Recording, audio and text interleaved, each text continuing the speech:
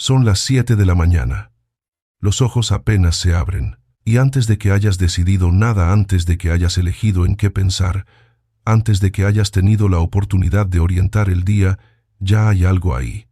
No es un pensamiento neutral, es un recuerdo que duele, o una acusación que lleva tu nombre, o una imagen que no invitaste, o el peso sordo de una preocupación que no resolviste anoche y que esta mañana ya está lista para seguir donde la dejaste. ¿Qué haces exactamente en ese momento?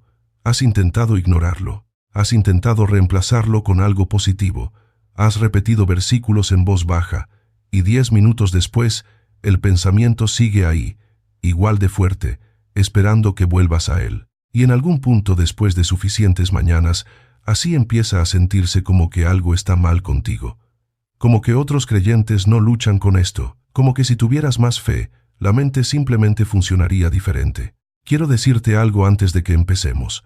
Pablo conoce exactamente esa mañana, no como observador, como alguien que la vivió y que escribió sobre ella con una precisión que va a sorprenderte. Hay 2 capítulos en la carta a los Romanos, el capítulo 8 y el capítulo 12, que juntos forman algo que ninguno de los dos forma por separado, un proceso completo, paso a paso, para lo que le pasa a la mente, desde el momento en que un pensamiento llega hasta el momento en que deja de tener la última palabra. No es un consejo general sobre pensar mejor, es un mecanismo con piezas específicas, en un orden específico que Pablo describe con la precisión de alguien que lo había probado en las circunstancias más difíciles imaginables. Hay una palabra en el griego original de Romanos 8 que la mayoría de las Biblias traduce de una manera que oculta exactamente cómo funciona este proceso. Cuando entiendes lo que esa palabra significa en realidad, la batalla de la mente deja de verse como lo que crees que es. Llegamos a ella en unos minutos. Pero para entender por qué Pablo escribe esto con tanta precisión, necesitas saber desde dónde lo escribe y lo que acaba de confesar en el capítulo anterior. Pablo está dictando esta carta desde Corinto, alrededor del año 57, la tinta todavía fresca en el pergamino, y acaba de escribir, en el capítulo 7, las palabras más vulnerables de toda su correspondencia. No hago el bien que quiero, sino el mal que no quiero, ese hago. No es un creyente sin madurez confesando un tropiezo. Es el apóstol que plantó iglesias por todo el Mediterráneo, el mismo que fue arrebatado hasta el tercer cielo, describiendo su propia experiencia de la batalla interior con una honestidad que desconcierta, y termina el capítulo con un grito: «Miserable de mí, ¿quién me librará de este cuerpo de muerte?». Esa es la voz de alguien que ya lo intentó todo con sus propias fuerzas. Y esa voz, si eres honesto, puede sonar como la tuya. Hay un detalle en este capítulo 7 que cambia cómo lo lees. Hay diferentes perspectivas entre los eruditos bíblicos sobre si Pablo está describiendo su experiencia antes de creer en Cristo o su experiencia como creyente maduro. Lo que sí está claro, y en lo que coinciden comentaristas como Douglas Moo y N.T. Wright, es que la tensión que Pablo describe en ese capítulo no es la señal de una fe fallida, es la descripción honesta de lo que le pasa a una mente que todavía vive en un cuerpo que todavía vive en este mundo. Eso importa, porque si crees que la lucha de Romanos 7 es prueba de que algo está mal contigo, vas a leer Romanos 8 como una meta inalcanzable en lugar de como la respuesta que es. Y Romanos 8 es exactamente una respuesta. La primera palabra del capítulo, «No hay condenación para los que están en Cristo Jesús», no es un verso de aliento genérico. Es la declaración de posición que Pablo hace antes de cualquier instrucción. Antes de pedirte que hagas algo, te dice dónde estás parado. Eso también va a importar cuando lleguemos a cómo funciona el proceso. Ahora, Romanos 8 y Romanos 12 no son 2 textos que alguien decidió conectar después. Pablo los escribe como parte de un solo argumento continuo. Entre los 2 capítulos hay 3 capítulos, el 9, el 10 y el 11, donde Pablo habla de la historia más larga de Dios con Israel y con las naciones. Es el marco teológico más grande, pero el capítulo 8 y el capítulo 12 son las 2 piezas prácticas que lo encuadran. El capítulo 8 da el diagnóstico, qué le pasa a la mente y por qué, y el capítulo 12 da el mecanismo de activación, cómo se inicia el proceso de transformación en la práctica real. Imagina a Pablo dictando ambos capítulos con plena conciencia de que uno necesita al otro. El capítulo 8 sin el 12 es un diagnóstico sin tratamiento. El capítulo 12 sin el 8 es una instrucción sin fundamento. Juntos, son algo que la mayoría de la gente que conoce estos versículos de memoria nunca ha visto funcionar como un sistema completo. ¿Por qué no? Porque la mayoría del teaching sobre renovar la mente toma Romanos 12 contra 2 como si fuera un versículo independiente, una instrucción flotando sola. Nadie explica que el mecanismo de cómo funciona esa renovación está establecido en el capítulo 8, y sin esa conexión, renueva tu mente se convierte en una tarea más que agregar a la lista de cosas en las que estás fallando. Y hay algo más, Romanos 12 contra 2 usa dos verbos en un modo gramatical que casi todas las traducciones al español pierden. Cuando lo ves, entiendes por qué renovar la mente no es algo que produces tú, es algo que recibes. Llegamos a eso ahora mismo. Todo lo que acabas de escuchar es el terreno sobre el que Pablo construye lo que vamos a estudiar. Y la primera cosa que tienes que entender es qué significa exactamente la palabra que Pablo usa para describir lo que le pasa a tu mente cuando piensa, porque esa palabra cambia completamente cómo se ve la batalla. Son las 7 de la mañana. Los ojos apenas se abren, y antes de que hayas decidido nada, antes de que hayas elegido en qué pensar, antes de que hayas tenido la oportunidad de orientar el día, ya hay algo ahí. No es un pensamiento neutral, es un recuerdo que duele, o una acusación que lleva tu nombre, o una imagen que no invitaste, o el peso sordo de una preocupación que no resolviste anoche y que esta mañana ya está lista para seguir donde la dejaste. ¿Qué haces exactamente en ese momento? Has intentado ignorarlo. Has intentado reemplazarlo con algo positivo. Has repetido versículos en voz baja, y 10 minutos después, el pensamiento sigue ahí, igual de fuerte, esperando que vuelvas a él. Y en algún punto después de suficientes mañanas, así empieza a sentirse como que algo está mal contigo, como que otros creyentes no luchan con esto, como que si tuvieras más fe, la mente simplemente funcionaría diferente. Quiero decirte algo antes de que empecemos. Pablo conoce exactamente esa mañana, no como observador, como alguien que la vivió y que escribió sobre ella con una precisión que va a sorprenderte. Hay 2 capítulos en la carta a los Romanos, el capítulo 8 y el capítulo 12, que juntos forman algo que ninguno de los dos forma por separado. Un proceso completo, paso a paso, para lo que le pasa a la mente desde el momento en que un pensamiento llega hasta el momento en que deja de tener la última palabra. No es un consejo general sobre pensar mejor, es un mecanismo con piezas específicas, en un orden específico, que Pablo describe con la precisión de alguien que lo había probado en las circunstancias más difíciles imaginables. Hay una palabra en el griego original de Romanos 8 que la mayoría de las Biblias traduce de una manera que oculta exactamente cómo funciona este proceso. Cuando entiendes lo que esa palabra significa en realidad, la batalla de la mente deja de verse como lo que crees que es. Llegamos a ella en unos minutos, pero para entender por qué Pablo escribe esto con tanta precisión, necesitas saber desde dónde lo escribe y lo que acaba de confesar en el capítulo anterior. Pablo está dictando esta carta desde Corinto, alrededor del año 57, la tinta todavía fresca en el pergamino, y acaba de escribir, en el capítulo 7, las palabras más vulnerables de toda su correspondencia. No hago el bien que quiero, sino el mal que no quiero, ese hago. No es un creyente sin madurez confesando un tropiezo, es el apóstol que plantó iglesias por todo el Mediterráneo, el mismo que fue arrebatado hasta el tercer cielo, describiendo su propia experiencia de la batalla interior con una honestidad que desconcierta, y termina el capítulo con un grito. Miserable de mí, ¿quién me librará de este cuerpo de muerte? Esa es la voz de alguien que ya lo intentó todo con sus propias fuerzas, y esa voz, si eres honesto, puede sonar como la tuya. Hay un detalle en este capítulo 7 que cambia cómo lo lees.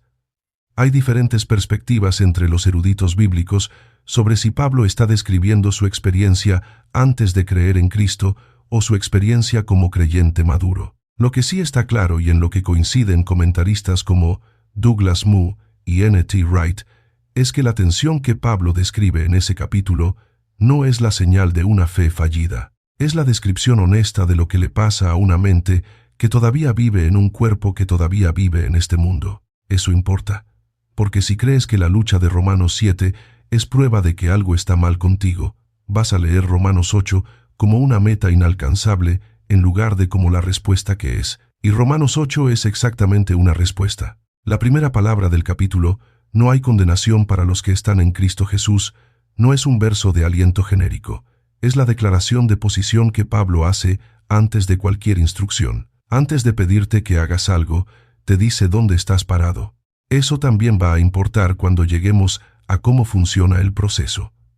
Ahora, Romanos 8 y Romanos 12 no son dos textos que alguien decidió conectar después. Pablo los escribe como parte de un solo argumento continuo. Entre los dos capítulos hay 3 capítulos, el 9, el 10 y el 11, donde Pablo habla de la historia más larga de Dios con Israel y con las naciones. Es el marco teológico más grande, pero el capítulo 8 y el capítulo 12 son las dos piezas prácticas que lo encuadran. El capítulo 8 da el diagnóstico qué le pasa a la mente y por qué, y el capítulo 12 da el mecanismo de activación, cómo se inicia el proceso de transformación en la práctica real. Imagina a Pablo dictando ambos capítulos con plena conciencia de que uno necesita al otro. El capítulo 8 sin el 12 es un diagnóstico sin tratamiento. El capítulo 12 sin el 8 es una instrucción sin fundamento. Juntos, son algo que la mayoría de la gente que conoce estos versículos de memoria nunca ha visto funcionar como un sistema completo. ¿Por qué no? Porque la mayoría del teaching sobre renovar la mente toma Romanos 12 contra 2 como si fuera un versículo independiente, una instrucción flotando sola. Nadie explica que el mecanismo de cómo funciona esa renovación está establecido en el capítulo 8, y sin esa conexión, renueva tu mente, se convierte en una tarea más que agregar a la lista de cosas en las que estás fallando. Y hay algo más, Romanos 12 contra 2 usa 2 verbos en un modo gramatical que casi todas las traducciones al español pierden. Cuando lo ves, entiendes por qué renovar la mente no es algo que produces tú, es algo que recibes. Llegamos a eso ahora mismo. Todo lo que acabas de escuchar es el terreno sobre el que Pablo construye lo que vamos a estudiar. Y la primera cosa que tienes que entender es qué significa exactamente la palabra que Pablo usa para describir lo que le pasa a tu mente cuando piensa, porque esa palabra cambia completamente cómo se ve la batalla. Lee conmigo Romanos 8 contra 5 y 6. Porque los que viven conforme a la carne piensan en las cosas de la carne, pero los que viven conforme al Espíritu en las cosas del Espíritu. Porque el ocuparse de la carne es muerte, pero el ocuparse del Espíritu es vida y paz. Parece una descripción simple de 2 tipos de personas. No lo es. La palabra griega que la mayoría de las Biblias traduce como ocuparse o pensar en es phronema neema, que literalmente significa la disposición asentada de la mente, la orientación hacia la que la mente naturalmente gravita y alrededor de la cual gira. Pero en el griego del primer siglo, phronema no describía un pensamiento individual que aparece y desaparece. Describía la orientación habitual de toda una vida mental, el destino al que la mente vuelve por defecto, sin esfuerzo consciente, como la aguja de una brújula que siempre apunta al norte. Lo que esto cambia es que Pablo no está hablando de controlar cada pensamiento individual que llega a tu cabeza. Está describiendo hacia dónde apunta el compás de tu vida interior cuando no estás haciendo nada especial. No es un pensamiento que aparece, es la dirección en la que tu mente viaja cuando no está mirando. ¿Ves la diferencia? La mayoría de las personas que lucha con la mente está intentando interceptar cada pensamiento uno por uno, como tratar de atrapar gotas de lluvia con las manos. Pablo no está describiendo esa batalla, está describiendo algo más profundo, la orientación de fondo de la mente completa. Y eso cambia qué es lo que necesita transformarse. Los que viven conforme a la carne tienen su phronema, su orientación habitual, apuntando hacia las cosas de la carne. Los que viven conforme al Espíritu tienen su phronema apuntando hacia las cosas del Espíritu. No es sobre qué pensamiento específico llega en un segundo dado, es sobre hacia dónde gravita tu mente sin esfuerzo, cuando estás manejando, cuando estás tratando de dormir, cuando el día no tiene ninguna demanda particular. Aquí hay algo que la mayoría de las personas no sabe sobre el mundo en que Pablo escribe esto. Los filósofos estoicos del primer siglo también hablaban de controlar la mente. Marco Aurelio. Epicteto, toda la tradición estoica, insistía en que la disciplina mental era la clave de la vida buena. Su método era voluntad pura. Observa tus pensamientos, analízalos, reemplázalos con pensamientos racionales correctos. Y ese método producía personas extraordinariamente disciplinadas. Pero Pablo introduce algo radicalmente diferente, no el esfuerzo de la mente sobre sí misma, sino la presencia de una persona, el espíritu, que reorienta el fronema desde adentro. No es disciplina mental, es transformación de orientación. Y la consecuencia de esa orientación es lo que Pablo dice en el versículo 6. El fronema de la carne es muerte, el fronema del espíritu es vida y paz. Esa palabra paz, eirene en el griego, no es la ausencia de conflicto. En el trasfondo hebreo de Pablo, eirene traduce shalom, integridad total, todo en su lugar correcto, la sensación de que nada falta. Eso es lo que el fronema orientado al espíritu produce no como resultado de esfuerzo, sino como consecuencia natural de la orientación correcta. No es la paz que consigues después de vencer cada pensamiento, es la paz que ya existe cuando tu brújula apunta en la dirección correcta. Y ahora llegamos a Romanos 12 y a los dos verbos que mencioné antes, porque hay algo en la estructura gramatical de ese versículo que hace que la mayoría de las traducciones al español hayan perdido el punto más importante. Lo vemos ahora mismo. Lee Romanos 12. 2. No os conforméis a este siglo, sino transformaos por medio de la renovación de vuestro entendimiento. Dos verbos, dos instrucciones, y en el griego original los dos están en voz pasiva. La palabra metamorphos, metamorfo, uste literalmente, significa ser transformado, dejar que la transformación ocurra en ti. Es la misma raíz de la que viene en español la palabra metamorfosis. Pero lo que Pablo elige aquí no es el imperativo activo, no dice transfórmate, como si fuera algo que produces tú, dice metamorfoste. Deja que la transformación ocurra. El mismo verbo que Mateo usa en el capítulo 17 para describir la transfiguración de Jesús en el monte Tabor. Lo que esto cambia es que la transformación de la mente no es algo que fabricas con suficiente esfuerzo espiritual. Es algo que recibes cuando te posicionas correctamente. Y el verbo opuesto, sishematizeste, no os conforméis, también es pasivo. No dejes que este siglo te meta en su molde. Dos verbos pasivos. El problema es pasivo. El mundo te está dando forma sin que lo elijas, como el agua que con el tiempo moldea la roca. La solución también es pasiva. El espíritu te está transformando desde adentro, de una manera que tú no puedes producir por tu propia cuenta. No es que intentas más fuerte, es que te abres a lo que ya está trabajando en ti. Y hay una tercera palabra en ese versículo que termina de completar el cuadro. La renovación anakainosis en el griego viene de la raíz kainos. No simplemente nuevo en el tiempo, como algo que antes era viejo y ahora es reciente. Kainos significa nuevo en calidad, algo que no existía antes, algo de una categoría diferente. Pablo no está hablando de restaurar la mente antigua. Está hablando de reemplazarla con algo que no ha existido antes en ti. Ahora tienes el diagnóstico completo. Tu mente tiene una orientación habitual, un fronema que por defecto apunta hacia la carne. Y el proceso de cambio no es que trabajas más duro para reorientar esa brújula tú solo. Es que el espíritu, desde adentro, produce una transformación de calidad nueva, una anakainosis mientras tú te posicionas para recibirla. Pero saber esto no es suficiente para el martes por la mañana, porque Romanos 12 no solo describe el mecanismo, también describe los pasos de activación, y el primero de esos pasos, que está en Romanos 12:1, es probablemente lo opuesto de lo que crees que es. Romanos 12:1 dice: Os ruego por las misericordias de Dios que presentéis vuestros cuerpos en sacrificio vivo, santo, agradable a Dios, que es vuestro culto racional. La palabra presentar parastesai en el griego era el término técnico en el mundo judío del primer siglo para llevar una ofrenda al altar del templo. Pablo está usando ese lenguaje de manera deliberada. Esto es tu acto de culto ahora. No en un edificio, no en un servicio del domingo. En el momento en que abres los ojos cada mañana y decides hacia dónde vas a orientar ese día.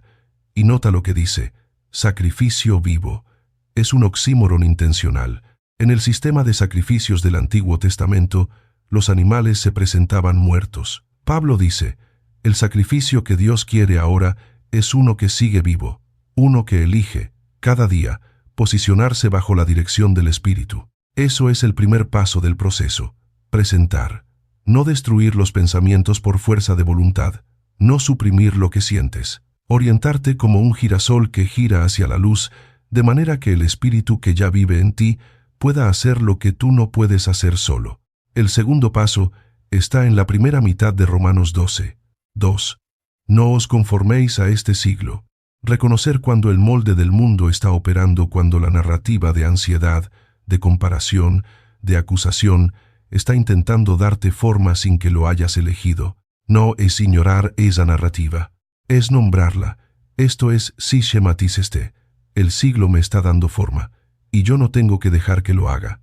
El tercer paso es la segunda mitad del versículo. Transformaos. Deja que ocurra la metamorfosis. Posiciónate para recibirla. La cooperación es real, no hay pasividad aquí. Pero lo que eres llamado a hacer es posicionarte, no producir. Y hay un piso debajo de todo este proceso, algo que Pablo dice en Romanos 8:26, que funciona incluso cuando el proceso falla completamente. Cuando no sabes cómo orar, cuando no tienes las palabras, cuando la mente está demasiado cansada para siquiera dar el primer paso, el Espíritu intercede con gemidos indecibles, stenagmois alaletois en el griego, literalmente gemidos que no se pueden expresar en palabras. El Espíritu no espera a que tengas el vocabulario correcto. Intercede con el contenido que tú no puedes formar. No es que el proceso depende de que lo hagas bien, es que hay alguien trabajando incluso cuando tú no puedes hacer nada. Tienes el diagnóstico, tienes los pasos. Lo que falta es ver exactamente cómo funciona esto en las tres situaciones donde más lo necesitas, no en teoría, sino en el momento exacto en que el pensamiento ya está ahí, con toda su fuerza. Si llevas tiempo buscando no solo entender la Biblia, sino saber exactamente cómo aplicarla en los momentos más difíciles de tu semana, ese proceso que acabamos de ver en Romanos 8 y 12 es exactamente el tipo de contenido que este canal trae cada semana. Suscríbete para que el próximo estudio llegue directamente a ti. Entender que metamorfoste es pasivo, es una cosa. Estar parado frente al lavabo a las 7 de la mañana con un pensamiento que no elegiste y saber qué hacer con él en ese momento exacto es completamente otra. Vamos a ver cómo funciona este proceso en 3 momentos donde la mente lucha más, y en cada uno, el mecanismo de Romanos 8 y 12 entra de una manera diferente. El primero es el pensamiento de ansiedad. La ansiedad llega con una promesa que suena razonable. Si piensas en esto lo suficiente, si lo analizas desde todos los ángulos, si encuentras el escenario correcto, vas a encontrar la solución. Es una promesa que nunca cumple lo que promete, pero la mente la acepta una y otra vez porque parece productiva. Eso es el fronema de la carne operando en su modo más seductor, no como un deseo obvio de pecar, sino como una estrategia de supervivencia que en realidad te mantiene atrapado. Piensa en algo que te preocupa esta semana. Ya sabes qué llegó antes de que terminara esa frase. Quizás es algo en el trabajo que no depende de ti. Quizás es una conversación que necesitas tener y que llevas días postergando. Quizás es algo sobre tu salud o la salud de alguien que amas, que no tiene respuesta todavía. Y cada vez que aparece en tu mente, el instinto es volver a pensarlo porque la sensación de pensar en ello se parece a hacer algo al respecto, aunque no estés haciendo nada. Aquí está algo que cambia cómo ves esa dinámica. Hay una diferencia entre el pensamiento de ansiedad que aparece que es una respuesta neurológica automática, no una decisión moral, y el fronema que decide orientarse hacia ese pensamiento como destino. El primero no está en tu control, el segundo sí. Pablo no dice que los pensamientos de ansiedad no van a llegar, dice que hay una orientación que produce vida y paz y otra que produce muerte. La batalla no es en la llegada del pensamiento, es en a dónde apunta la brújula después. ¿Qué significa el primer paso del proceso aquí? Presentar no es decir, Señor, quítame esta preocupación. Presentar es una acción de reorientación. Espíritu, estoy trayendo este momento. No voy a resolverlo con más análisis. Me oriento hacia ti. Y si no tienes las palabras para eso, si la ansiedad es tan intensa, que ni siquiera puedes formar esa oración. Recuerda Romanos 8:26. El Espíritu intercede con los gemidos que tú no puedes expresar. El piso siempre está ahí. No es reprimir el miedo, es cambiar hacia dónde apunta el compás cuando el miedo llega. En lugar de volver al pensamiento de ansiedad, buscando una solución que el pensamiento mismo no puede darte, el paso específico es este. Nombra lo que está pasando. El siglo me está dando forma en este momento. Esto es, esquematícete, y luego oriéntate. No con una fórmula, con una decisión de posicionamiento. Espíritu, la transformación tiene que venir de ti. El segundo momento es más personal y posiblemente más difícil. Piensa en ese momento, ya sabes cuál es, cuando ves el nombre de una persona específica en tu teléfono y algo se tensa en tu pecho antes de que puedas decidir nada. Antes de leer el mensaje, antes de contestar, el cuerpo ya respondió. La narrativa ya empezó sola.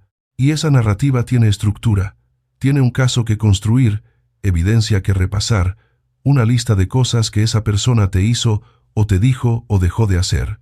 La carne construye casos, lo hace con una eficiencia notable, y cada vez que repasas el caso, el fonema se orienta un poco más profundo en esa dirección. Lo que el espíritu produce cuando lo dejas trabajar no es el sentimiento de que el daño no fue real. El daño fue real. Lo que cambia es que el daño deja de ser el punto de referencia desde el cual lees toda la relación y toda tu identidad en esa relación. No es que el dolor desaparece, es que ya no es lo que define la dirección de tu mente cada vez que ese nombre aparece. El paso práctico aquí no es obligarte a sentir algo que no sientes. Es reconocer el molde. Este siglo te dice que tienes derecho a que esa persona cambie antes de que tu mente pueda descansar. Eso es esquematícete, el molde cultural de la justicia basada en deuda. Y el paso de presentar se ve así. Espíritu, esto está más allá de mi capacidad de procesar solo. La reorientación tiene que venir de ti. No una vez. Cada vez que el nombre aparece y algo se tensa, en lugar de repasar mentalmente lo que esa persona te debe, el paso de presentar en este momento específico, es decir, no voy a construir el caso esta vez, me oriento. Ahora el tercer momento. Y este es el que más se parece a esa mañana con la que empezamos. Hay una oración que mucha gente ha hecho, quizás tú la has hecho, que suena así. Señor, sé que estás conmigo, ayúdame a no pensar en esto, dame paz. Es una oración honesta, no hay nada malo en ella. Pero en algunos momentos, después de decirla, el pensamiento sigue ahí. La acusación sigue ahí. La imagen sigue ahí. Y entonces llega algo peor que el pensamiento original, la sensación de que ni siquiera tu oración funcionó. Quiero hablarte de la diferencia entre orar desde el miedo y orar desde la identidad. Orar desde el miedo dice, quítame este pensamiento. La premisa es que el pensamiento tiene poder sobre ti y necesitas que Dios lo elimine antes de que puedas estar bien. Orar desde la identidad dice algo diferente. Estoy presentando este momento. Sé que ya no hay condenación. Romanos 8:1. Sé que el Espíritu que vive en mí está trabajando ahora mismo, incluso en esto. No te pido que me quites el pensamiento. Me oriento hacia ti mientras el pensamiento sigue ahí. ¿Ves la diferencia? No es una diferencia de palabras, es una diferencia de posición. Aquí está lo que los eruditos bíblicos confirman sin ambigüedad sobre este proceso y lo que quiero que distingas de lo que es más abierto a variación personal. Lo que el texto griego y el consenso académico confirman es esto. El Espíritu intercede incluso cuando no tienes las palabras correctas, y la transformación del nous, del órgano de percepción, es obra del Espíritu, no producto del esfuerzo humano. Eso es garantía. Lo que varía según la persona es cuánto tiempo tarda el fonema en reorientarse en la práctica. Eso depende de historia personal, de patrones de pensamiento establecidos durante años, de circunstancias que no controlas. Te lo digo porque mereces saber la diferencia entre lo que Dios garantiza y lo que es proceso que toma tiempo.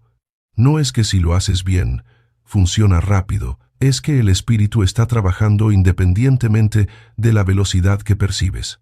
Piensa en esas mañanas donde el pensamiento de vergüenza llega antes que todo lo demás.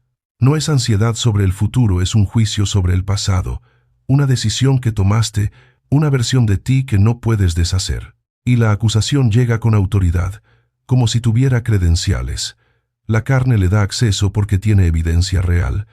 Hay cosas que hiciste, hay palabras que dijiste, y el pensamiento de vergüenza llega y dice, eso define lo que eres. La oración desde el miedo intenta negociar con esa acusación. La oración desde la identidad no negocia. Dice, Romanos 8:1, no hay condenación para los que están en Cristo Jesús. No condenación, no una condenación reducida, no una condenación suspendida, no una condenación que regresa si vuelvo a fallar. Ninguna. Y entonces presenta, Espíritu, me oriento. La acusación sigue ahí, pero no le doy el lugar de brújula. Tú eres la brújula.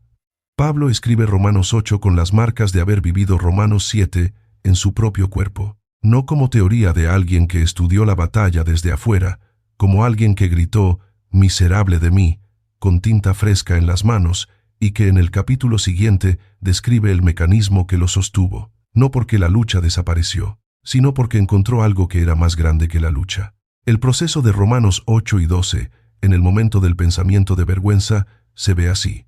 Primero, reconoces el molde, esto es, sis che matis este, la voz de condenación que este mundo y el enemigo usan para darte forma. Segundo, te posicionas, presentas el momento, no la resolución del pensamiento, sino el momento mismo. Tercero, dejas que la transformación ocurra metamorfaust, sabiendo que el nous, que está siendo renovado, no es el que tenías antes de creer, es uno de calidad nueva, kainos, y que el Espíritu está trabajando en esa renovación ahora mismo, incluso cuando no lo sientes. En lugar de negociar con la acusación repitiéndola mentalmente para ver si esta vez encuentras la manera de refutarla, el paso específico es nombrar la posición. Ya no hay condenación, me oriento. No una declaración de victoria emocional, una declaración de posición. Antes de seguir, quiero ser honesto contigo porque lo que acabamos de ver es real, y también es fácil llevarlo en una dirección que Pablo específicamente no intenta. Lo primero que quiero aclarar es esto. Caminar en el Espíritu no significa que los pensamientos negativos van a dejar de aparecer. Si el proceso funciona correctamente en tu vida, los pensamientos de ansiedad todavía van a llegar. Los pensamientos de vergüenza todavía van a llegar. Los pensamientos que no invitaste todavía van a estar ahí cuando abras los ojos. Lo que cambia no es la llegada de los pensamientos, es que su llegada deja de ser el indicador de tu estado espiritual. Fronema no es sobre qué pensamiento aparece. Es sobre hacia dónde orienta tu mente, lo que hace después de que ese pensamiento llega. Lo segundo, renovar la mente no es pensamiento positivo con versículos bíblicos como fondo. No es una técnica de reprogramación mental, donde reemplazas cada pensamiento negativo con un versículo positivo hasta que el patrón cambia. Lo que Pablo describe es más profundo y más lento. Es el espíritu, reestructurando el nous, el órgano de percepción, la facultad por la que interpretas la realidad desde adentro, de manera que con el tiempo empieces a ver las cosas más como Dios las ve. Es un proceso, no un evento. Anakainosis, renovación de calidad nueva, no es instantánea, es continua. Lo tercero, y esto es importante, este proceso no significa pasividad. No puedes decir, yo no hago nada, el Espíritu hace todo, y esperar sentado. El paso de presentar en Romanos 12:1 es activo. La decisión de no dejarte moldear por el siglo es activa. La cooperación es real. Lo que es pasivo es la transformación en sí, no puedes producirla, no puedes fabricarla con disciplina espiritual suficiente. Solo puedes posicionarte para recibirla. Hay una diferencia entre posicionarse activamente y producir activamente. Pablo insiste en la primera. Nunca promete que la segunda funcione. Hay algo que Pablo dice en Romanos 8:26 que funciona debajo de todo este proceso, incluso cuando el proceso falla completamente, incluso cuando no tienes capacidad de dar el primer paso, incluso cuando la mente está tan cansada que ni siquiera puedes formar la palabra presentar. Escucha esto antes de que cerremos, porque si no lo escuchas, te vas con la mitad de la respuesta. Vuelve a esa mañana. Son las 7. El pensamiento ya está ahí, y ahora sabes algo que no sabías antes de este estudio. La batalla no está donde creías que estaba. No es una batalla de pensamientos individuales que necesitas interceptar uno por uno. Es una batalla de orientación de hacia dónde apunta la brújula de tu vida interior. Y tienes acceso a un mecanismo que Pablo describe con precisión: presentar, reconocer el molde, posicionarte para recibir la transformación que ya está en proceso. Pero hay mañanas donde eso todavía no es suficiente, donde el peso es tan grande que no encuentras las palabras, donde la acusación es tan fuerte que la declaración de posición no sale, donde abres los ojos y lo único que puedes hacer es existir ahí, sin recursos aparentes. Romanos 8:26 dice esto: el Espíritu nos ayuda en nuestra debilidad, pues ¿qué hemos de pedir como conviene? No lo sabemos, pero el Espíritu mismo intercede por nosotros con gemidos indecibles. Stenagmois alaletois. Gemidos que no se pueden expresar en palabras. El Espíritu no espera a que tengas el vocabulario espiritual correcto, no espera a que tu oración sea articulada o tu fe sea suficientemente fuerte. Intercede con el contenido que tú no puedes formar. Lleva ante el Padre lo que tú no puedes llevar. Eso es el piso.